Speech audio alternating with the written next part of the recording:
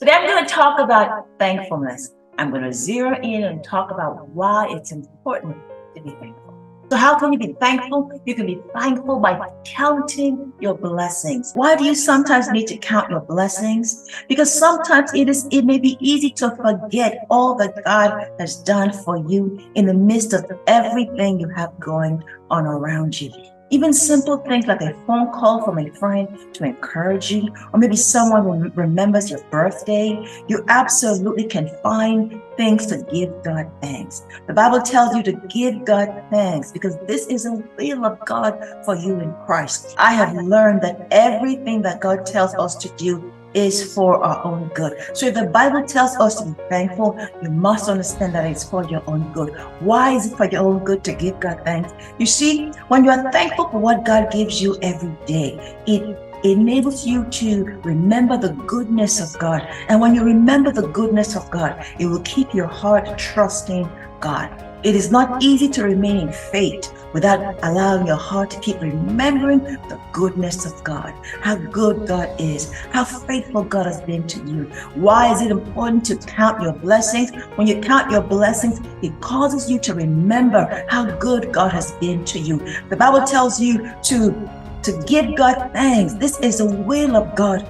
for you in Christ. So how can you be thankful? By counting your blessing. And the third way to be thankful is to remain grateful. You see, once you are in a place where you're grateful and remember the goodness of God, it is important to remain grateful. You see, gratefulness is by choice. You must deliberately choose to be grateful, because when you're grateful, you choose to give God thanks. But it's also important to remember to remain grateful. You see, it is by choice because there may be moments when negativity wants to creep in, where you're remembering things that have not yet happened, where you're still remembering things that you've been waiting for. But you see, when you choose to remain grateful, you choose to focus on the things God has done for you. You choose to remain focused on the goodness of God, how faithful God is. How can you remain in thankfulness? By choosing to remain grateful. And my friends, choosing to remain grateful is a deliberate act of your will.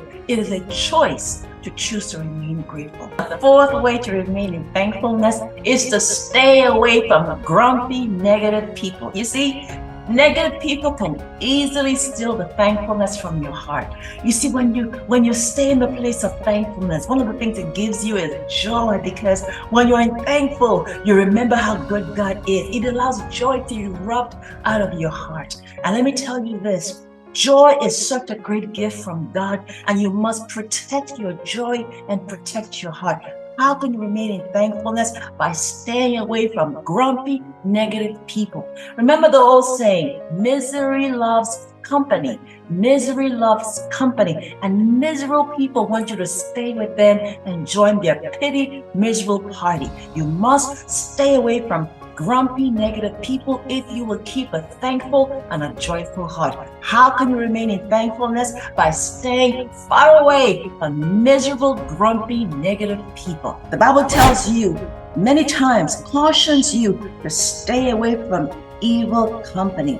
The Bible also tells you that it reminds you not to be deceived. Evil communication corrupts good manners. After you've chosen the path of faith to walk with God, to love God, it is important to make friendships and acquaintances with people who are on the same path as you. If you're choosing to stay in thankfulness and gratitude, you must keep company with people who are just like you, who choose to stay positive, who choose to stay thankful, and who choose to be grateful.